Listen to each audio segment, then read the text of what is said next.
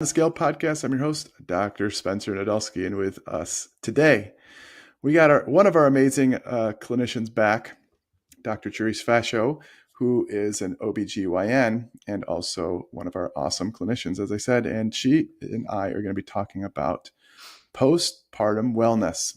And so one of the cool things, well, naturally, this isn't cool. One of the things that I ask my patients about is like, what caused your when did you notice your weight gain? And they'll say, it was after my kids. So this is like a crucial time, and like whether it's hormonal versus, things are stressful and hectic, as we all know. Um, who knows? But we're going to be talking all about this. So welcome back to the podcast. Thank you. It's good to be back. Yeah, and you've talked about some of your own struggles while also dealing with patients. Maybe we should just get into that. Let's get into your own struggles if you're comfortable talking about it. I feel like, when I have a struggle in my personal life, not only for my patients to make things better, I kind of delve right into the topic. So with my first child, I had a lot of issues with breastfeeding. So then I got my IBCLC certification, like to really just not only help myself, but also be able to help patients. And then with the second child, I pretty much gained with both children a significant amount of weight, putting me into that class of obesity. And I really wanted to learn more about obesity medicine, how I can help not only myself, but maybe help my future patients to really be healthier, because, obesity does put you at risk for not only diabetes later in life, high blood pressure, better health outcomes. And I not only wanted that for myself, seeing, being around healthier, better for my children and my family, I also wanted to, feel better about myself, because, postpartum is a struggle. We say it lasts 6 to 8 weeks by the literature. ACOG kind of supports more like a 12-month period, but really in practice, I think that it's a longer period. I think more like a year of, the changes that you go through with your physical, mental, hormonal health, but also, it's there are certain goals at certain times. You're trying to focus on taking care of children, but also you want to be healthy. And so I really just wanted to learn more about obesity medicine and really how women can empower themselves by being their healthiest self. Yeah. What are the things you notice that, like, in your own experience, like you said, you gained some weight after, especially after the second child. That this sounds so ridiculous, but it's not like you can just, you don't just go through this phase. You have a kid now. You have a big responsibility. A What are lot the more things? responsible. Yes, and now you have a Yeah. second one, and like some people notice, it wasn't the Yeah. first one, it was the third, or whatever people say. But like, um, what were specifically like that second one you started gaining weight? Like talk about that experience if you I can. think it's a little multifactorial. Age is a huge factor. I was older Yeah, with the second one, genetics, just like more responsibility. You're taking care of a toddler and a second child. I yeah, think there's a lot of factors as to why, but also, maybe it's also like, that you could get it back later, or maybe not making the best choices for diet. It's a lot of factors at play. There's a lot of factors. It could be stress with work, a lot of yeah, factors for the why. But, I think a lot of it is, motivation, time, and energy. If we really just, we want to do the right things for our families, and we usually, as women, put our families first, yeah. and we don't really focus on ourselves. But we can't, once you recognize that you really have to put yourself first to take care of your family, I think that's a new mindset that really does help with um, just supporting the whole family in general. Yeah, there's a few there's a few corny quotes. There's one that I keep seeing is like, you say you die for your family, but will you get healthy for them? It's like so corny and cheesy and almost cringy, I suppose. But then there's the analogy of the when you're on an airplane and the oxygen mask, you're supposed to put on yours before you start helping Exactly. other people. It's Great tough. analogy. I mean, it's a tough situation. So like, imagine you're breastfeeding in the middle of the night. You're barely getting much sleep. How, like, we've talked about sleep on this podcast before with Yeah. one of our endocrinologists, and how sleep can affect your dietary choices hormonally Very. And also from just, if you're tired, the last thing you're going to want to do is get up and go exercise and maybe meal prep and all these things. So I made a meme, like it shows Daenerys Targaryen, the is, Yeah. in a meme, it shows her Khaleesi like tired and just like worn out, and I talk about the personal trainer saying you need to sleep 7 to 8 hours, you need to meal prep and work out 4 hours a week. You got that? No excuses. And it's like you're not coming up with excuses. You're just trying to live your life. So like I can only imagine. Like I have 3 kids, but like I'm not the one that birthed them, not the one that had to breastfeed them, and all this different stuff. So uh, I was tired, but not nearly as tired as my wife. So what do your patients Yeah. tell you is when you're in the OB clinic Yeah. and It's a lot of that, right? Like you're trying to focus on doing all the other tasks, but on top of that, there might even be other factors like you had a C-section or you had a long labor, just the immediate postpartum, the stress and sometimes the trauma of pregnancy and birth. And so sometimes, we really have to focus on the mental health aspect, which we know is a connection with diet and how obesity. And so a lot of times it is one of those things that you have to first of all make the choice for yourself to seek the help, but we have reaching out to your OB, therapist, psychiatrist, all of the members of your health team, and just trying to make the better choices for yourself, I think is so important.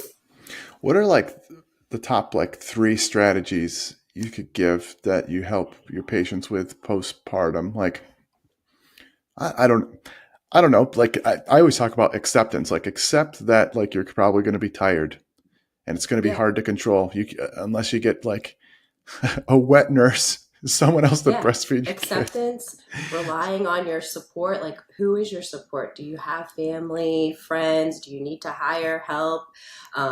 Leaning on others sometimes is part of the acceptance, but also reaching out to your healthcare provider. What help do you need from them? And then, trying to get things back to, your that postpartum period is a temporary period of your life, and sometimes our goals change. So for me, postpartum, my goal was to breastfeed for 6 to 8, maybe 12 months and focus on that, which I really did. And then and sometimes your weight and your other goals in life, like being a healthy weight, took the back burner for that period, just because I knew that breastfeeding requires calorie intake and your hormone changes. And so focus on the breastfeeding. And then at that point, when I was like done with that period, then it was like, okay, now I need to focus on my health, myself, maybe looking into some GLP-1 medications to help with weight loss, exercise more, joining a fitness routine, and meal prepping, all the things we're supposed to be doing. So I really like to encourage and tell patients that there are timing points in your life. I mean, sometimes pregnancy isn't a planned thing. 50% of pregnancies are unplanned, but there are certain time periods of your life that have certain goals. And if pregnancy, breastfeeding is your goal right now and weight loss is later, we can get you there later. Yeah. But Yeah. So it's a lot of the same similar principles. Like you said, putting things on a back burner, but you can also like, hey, instead of like, hey, you're not going to work out 4 hours a week. If you can get like a couple times a week of 10 to 20 minutes is better than 0 minutes.